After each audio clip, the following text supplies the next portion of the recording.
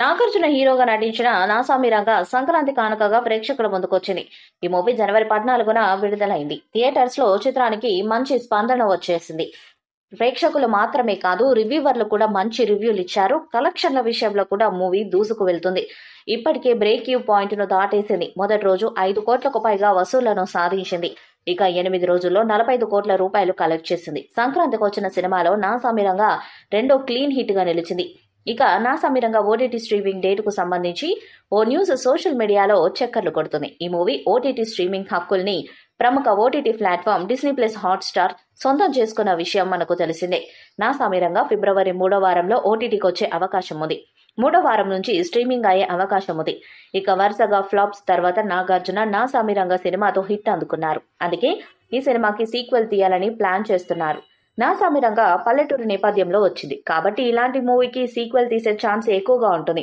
దాంతో పాటు మొదటి పార్ట్లో అల్లరి నరేష్ కి కూతురుంటుంది. అలాగే నాగార్జున గారికి కూడా కొడుకు ఉంటారు. వీరి మధ్య స్టోరీని సిస్టర్ సెంటిమెంట్ తో సీక్వెల్ కథ తయారు చేయాలని నాగార్జున భావిస్తున్నాడట. ఇప్పటికే కథ చర్చలు మొదలుపెట్టినట్లు సమాచారం. త్వరగా కథ రెడీ చేసి షూటింగ్ కి వెళ్లి వచ్చే సంక్రాంతికి సినిమాను విడుదల చేయాలని ప్లాన్ చేస్తున్నారు. ఇందులో కూడా మరికొంతమంది యువ హీరోలను తీసుకుంటారని తెలుస్తుంది. నాసామి రంగ మూవీలో అల్లరి నరేష్ పాత్ర అద్భుతంగా పండింది. ఇప్పుడు నాసామి రంగ 2లో కూడా ఇలాంటి పాత్ర ఉండేలా చూసుకుంటున్నారు.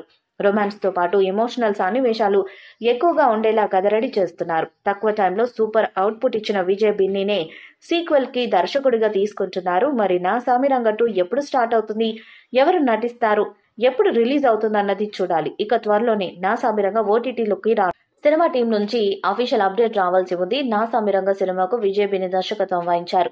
నాగార్జునకు జంటగా అషికా రంగనాథ్ నటించారు. అల్లరి నరేష్, రాజ్ తరుణ్ తదితరులు కీలక పాత్రలో నటించారు. ఎంఎం కీరవాణి సంగీతం అందించారు. Srinivasa silver screen, Annapurna studio సంయుక్తంగా సినిమాను తెరకెక్కించాయి.